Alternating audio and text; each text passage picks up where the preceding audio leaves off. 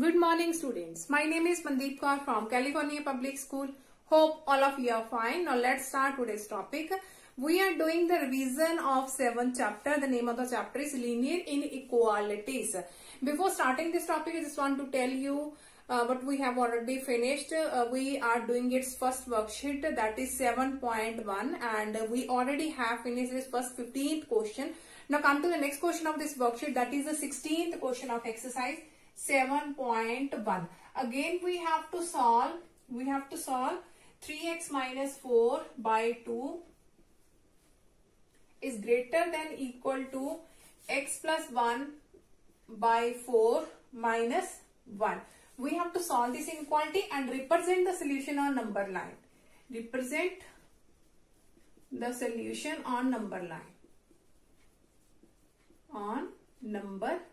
line. So firstly we have to solve this inequality.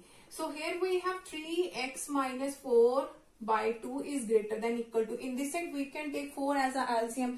So it becomes x plus 1 minus of 4. After that we have 3x minus 4 divided by 2 is greater than equal to, here is x 1 minus 4, that is minus 3 divided by 4.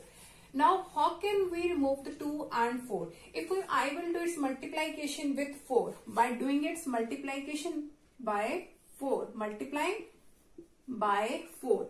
So here is by doing its multiplication with 4, so 2 2s are 4, so only 2 is there. Here is 4 by doing its multiplication with 4, here is 2 1s are 2 and 2 2s are 4. So here is only 2 into 3x minus 4 is greater than equal to 4 and 4 both are cancelled. When I do its multiplication with 4 and 4 both are cancelled, so only x minus 3 is there. After that by doing its multiplication, 2 3s are 6 minus 4 2s are 8 greater than equal to x minus 3. Now here is 6x minus x greater than equal to minus 3 plus 8. So 5x is greater than equal to 5 and x is greater than equal to 1. X is greater than equal to 1. So the value of x belongs to 1 up to infinity, greater than equal to. So that we have to write down here the close bracket because 1 is involved in the values of x. So x is greater than equal to 1. That means 1 up to infinity, the values of x are 1 and up to so on values are there.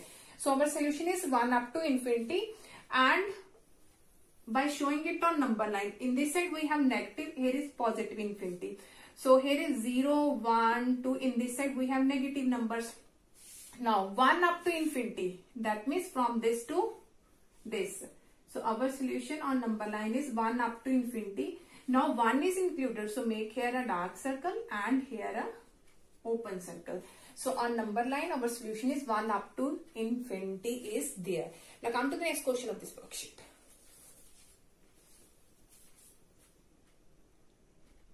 Okay, now the next question is the 17th question of exercise 7.1. The marks obtained by a student in 2 tests were 62 and 48. Find the number of minimum marks he should get in the third test to have an average of at least 60 marks. At least 60 marks. Now the marks in 2 tests are already given, 62 and 48, and we have to find the number of minimum marks he should get in third test. So let us suppose in the third test he should get the marks, x marks. Let x marks he should get in third test. He should get in third test. Now in which way we find its average? The average of three tests are there. In the first test the students get 62, in the second 48, and third I have supposed that the x. And in which way we can find out its average? 62 plus 48 plus x divided by 3. In this way we will find out its average. Now here is what is at least 60 marks. Minimum marks he should get in the third test to have an average. Its average of at least 60 marks. So whenever we have the word at least is there, use the symbol greater than equal to. Here is a 60. If here is written as at most, if it is written there at most, that means you have to write down less than equal to. So I am going to repeat this again. if it is written there at least word, you have to write the symbol greater than equal to. If there is written there at most, so write here less than equal to. So according to question, we have this one, and we have to find the minimum marks in the third test.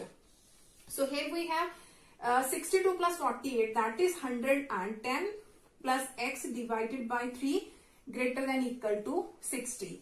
So by doing it's multiplying with 3, multiply with 3, multiplying by 3, 3 and 3 are cancelled. So 110 plus x is greater than equal to 180. 60 multiply 3, that is 180. So we have x is greater than equal to 180 minus 110. So x is greater than equal to 70. 180 minus 110, that is 70. So here we have the minimum marks. So the value of x, that means in the third test the students can get the marks 70 and it's above. 70 and it's above, because here is symbol greater than equal to. Equal to is there, that means 70 and it's above mark. But we have to write down its minimum marks. We have to write down only the minimum marks. So the minimum value of x is 70. So in the third test, the student can get the marks 70 marks in the third test. Now come to the next question of this worksheet. Okay, now the next question of this worksheet is the cost and the revenue function of a product are given by Cx, that is 20x plus 4000, and Rx, that is 60x plus 2000 respectively, where x is the number of items produced and sold. How many items must be sold to realize some profit? So firstly, I am going to explain what is the revenue. What is the revenue? So let us suppose here is any company and name of the company is ABC. Name of company is ABC. And it produces the product every year. Let us suppose it produces the product XYZ. XYZ be any product, and its cost is 10, 20, rupees 10, rupees 20 and rupees 30. X product its cost is 10, Y product its cost is 20, and the Z product its cost is 30. And how many units are being produced every year? Let us suppose every year X is 1000 products, Y it's 2000 products, and it's 3000 products. So here is the X product, and 1000 units are being made every year, and the cost of every unit is rupees 10. Similarly, here is a Y product, and 2000 units are being produced, and its cost is rupees 20 for every product, and similarly for the Z one. Now what is the revenue here?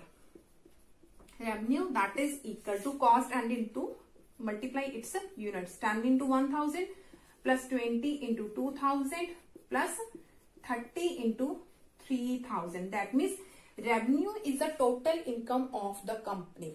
Total income of the company. So revenue, that is the total income of the company. Now here is the profit. What is the profit here? That means revenue minus expenses. Revenue minus expenses is there. Now revenue is the total income of the company.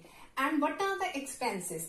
Expenses are those one that a company has to pay, like as the company has to pay for their employees, because the company has to give the salary to the employees also, and other taxes and rentals also have to pay to the company. So all these are included in the expenses. Let us suppose revenue is rupees 20 lakh and expenses rupees 10 lakh. Let us suppose revenue is 20 and expenses are 10 lakhs.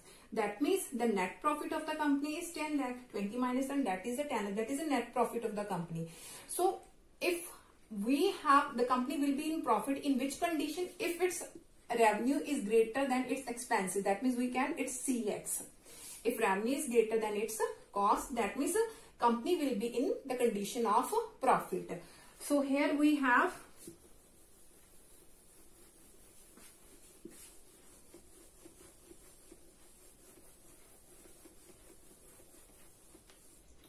okay. Now what is the revenue here? That is 60x plus 2000 is greater than, and its CX is 20x plus 4000. So 60x minus 20x is greater than 4000 minus 2000. That means 40x is greater than 2000. That means x is greater than 50. That means a company has to how many items that it will produce to get the profit more than 50. Here is greater symbol. That means how many units it produce? More than 50 units will be produced to get the profit every year. So that is the last question of this worksheet. Hope so that all of you have been cleared about in which way we can solve all these types of question.